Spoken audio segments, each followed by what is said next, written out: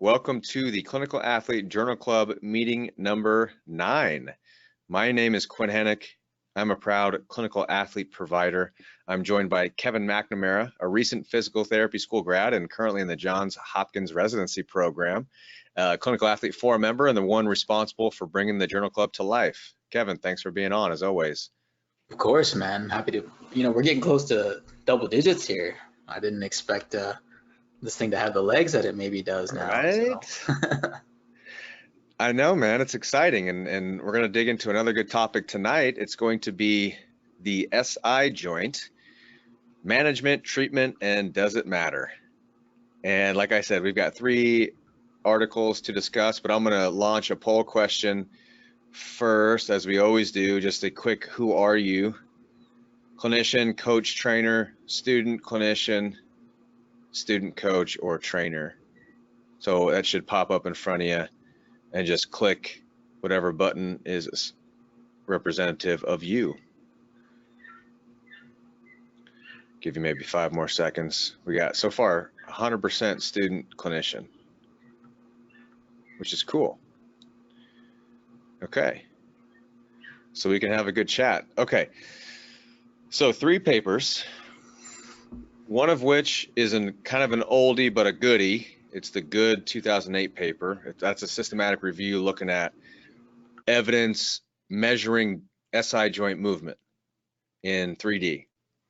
So we had that paper, and then we had the Schneider 2019 paper, which was an experimental study looking at the validity of some of the common SI joint provocative tests that we use and their ability to predict the outcome or the correlation with the test, the positive or negative nature of the provocative tests in relation to whether or not somebody had reductions in pain with a intra-articular injection. So they were looking at correlation of the test and the injection, so outcomes of both. And that was a recent paper, 2019. And then we had another paper in 2019 with a whole host of authors. Lead author was Paulson, and that is more of a narrative review looking at the diagnosis and management of SI joint pain. So the title of that one was Changing the Narrative in Diagnosis and Management of Pain in the SI joint area. So this whole conversation can go a number of ways. I think I'll start with the good article just for a little bit more direct context. I think that's just kind of easier to get the discussion going that way. And maybe the Schneider article and then the Paulson article can kind of be tying it all together as we talk about, how we implement this stuff clinically or don't. So the good article is an article that I've referenced quite a bit in the past, and it is a systematic review. I'm trying to pull up my notes here. The purpose of which was to establish the nature and extent of 3-dimensional motions occurring at the SI joints during various static postures and functional movements. So we have these tests that we measure, or these tests that we learn in school that measure or are supposed to measure movement of the SI joint, like Gillet's test, for example, that standing single leg stance with one knee or one hip flexed, and then other movements as well. And just the construct in general of assessing motion at the SI joint. So before we even assess the motion at the SI joint, does the SI joint even move? So that's what the good article, that's the question that it's trying to answer. The inclusion criteria was pretty specific, which has always got its drawbacks. So they ended up being able to include 7 studies based on their inclusion criteria. And a lot of their inclusion criteria was based on the studies that they included had to be 3-dimensional. So they had to be looking at the motion of the SI joint in 3D. They had to use a certain measurement tool, which was Roentgen stereophotogrammetric analysis, or RSA. And I'm more familiar than I was yesterday, but I'm still not all that familiar with this. It's seemingly the gold standard for measuring joint motion. It's used a lot in total joint, or it was. That's kind of how it was validated was in total knee and total hip, where they implant these like almost like buckshot BB sensors into bone or surrounding areas of the joint that they're looking at, and that's what measures, and they can get a computerized analysis of joint motion within that. So those were the only studies that they included, only studies that use that type of motion analysis, because it's thought to be the gold standard. So the results were pretty darn interesting. Aside from one cadaver study that had much higher ranges of motion in the SI joint, the other 6 studies showed very, very little movement at the SI joint, fractions of degrees up to maybe 1 or 2 degrees with a standard error of measurement of 1 degree. So you're not looking at a whole lot of movement really at all, minute movements at the SI joint. And the axes were they were looking at movement in the x-axis, which is, if you imagine sticking a rod through your greater trochanters, or medial to lateral, or through your iliac crests from the side, that's the x-axis. And so you'd be looking at motion in the sagittal plane, like if your ilium did this when you were walking. And then they looked at the y-axis was straight up and down. So that's movement kind of this way. If you were gapping, some of our tests, like the SI joint gapping test or the SI joint distraction tests, would maybe be stressing motion in that direction. And then the z-axis, because remember, these were three-dimensional analyses, was kind of anterior to posterior, and that's measuring this, if our iliums did this. And there is motion. There's not zero motion, but it's the degree to motion that is barely perceptible with this gold standard sort of invasive measurement tool versus what we can actually palpate. And that was kind of their narrative after getting some of this data, was that it's probably impossible for us to detect these things with our hands and our eyeballs in the clinic.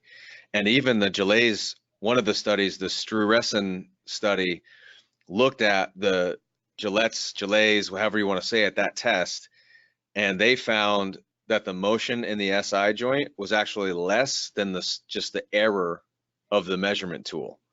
So the very test that we use to evaluate SI joint motion yielded one of the lowest values of motion, which I thought was interesting.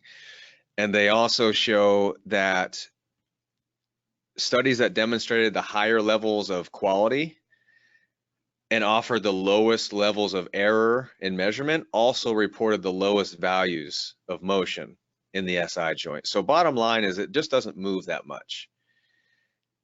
So I'll stop there. Kevin, what do you think about the Good article? I think the Good article is frequently referenced for a reason, because my general sense with this was these authors generally had an inkling that I think that most of the tests that we're doing for this is kind of worthless, but for some reason it continues to persist. So let's do a high quality systematic review and kind of show what we assume to be true, that there's very little motion and it's not really detectable on clinical exam. And that's kind of the sense that I got from it. It was just these guys came together and they're kind of like, we continue to see this being performed. We don't really think that there's any degree of validity or certainly no reliability within these tests. So let's run a systematic review and see what we turn up. And I don't know that they would, if you ask them, if they would find the results of what they found to be all that surprising. In regards to like the small amount of studies, because I'm sure people would say, there's 7 studies that were involved, but the quality composite scores, like you pointed out, like they range from like 10 to 13 on a 13-point scale. So it's not like they were kind of cherry picking data to push a narrative. Like these were high quality studies. And like you said, the results showed that if we don't have a test that's valid or reliable, how useful can it really be to us? So I think it's a good study. I think it's frequently referenced for that reason. And I don't know what else to say about it other than if you feel like you're seeing some motion or feeling some motion, you might want to think again. Yeah. So there's two different ways with the SI joint. I kind of dichotomize these tests a little bit, and we might talk about this a little bit more when we get into the Schneider and the Paulson paper. But the pain provocation tests that the other two studies talk about more versus these motion analysis, motion palpation tests that address movement dysfunction of the SI joint. But that good paper kind of establishes how the SI joint doesn't really move, and it moves so little that it's imperceptible. So I don't see much value. I haven't done a Gillet's test, and I can't tell you how long. Maybe honestly, maybe PT school. Yeah, I had to do one for like an exam in PT school, but I still see it like in the clinic. Like there's people that you will see if you go to any kind of standard PT clinic, there'll be people performing it for sure. We want to be diagnostic. Like I get it. I want to be an expert diagnostician too, and I want to have this expert eye. And you'll hear the argument that it's like, well, maybe the people in these studies can't detect this motion, but I can because I've practiced and I have this training and that type of thing. But it's just when you step back and look at trying to feel 0.5 degrees of motion at a joint that's a few layers deep, it's tough to wrap your brain around that. And also palpation is not all that reliable. That's the point I was going to make, like too, is like even anatomical landmarks, the variance from person to person. There's studies showing that there's huge variance across populations in where we're actually seeing landmarks that we're quote unquote palpating to be, right? So some of them, there was one paper that's buried in my references, I couldn't find it, but it's showing that the PSIS in some people is just anatomically it's asymmetrical. Like the bump is not in the same place as the other side. Yeah, it's like so 11 degrees difference. Yeah, if you were doing these tests, you'd feel that and be like, holy shit, you got a super hypomobile side or whatever. But no, it's just an anatomical abnormality that's relatively normal. So, and then let's say they were perfectly symmetrical, the ASIS, PSIS, our reliability is still not good palpating these things. And those are very prominent, or I would say relative to a lot of the other landmarks that we try to palpate, those bumps are relatively prominent. So if we're not even reliable with those, I question our palpation skills across the board, and there's evidence to question that as well. But so that's kind of like the motion analysis tests. It's tough to make a case for those right now, just based on this. And then as we move on, if you've got something else to say about the good article. No, but that study with the anatomical variance is the Priest study from 2008 as well. Okay, cool. It's the title is Variation in Pelvic Morphology May Prevent the Identification of Anterior Pelvic Tilt, Journal of Manipulative Therapy from 2008. You're the man.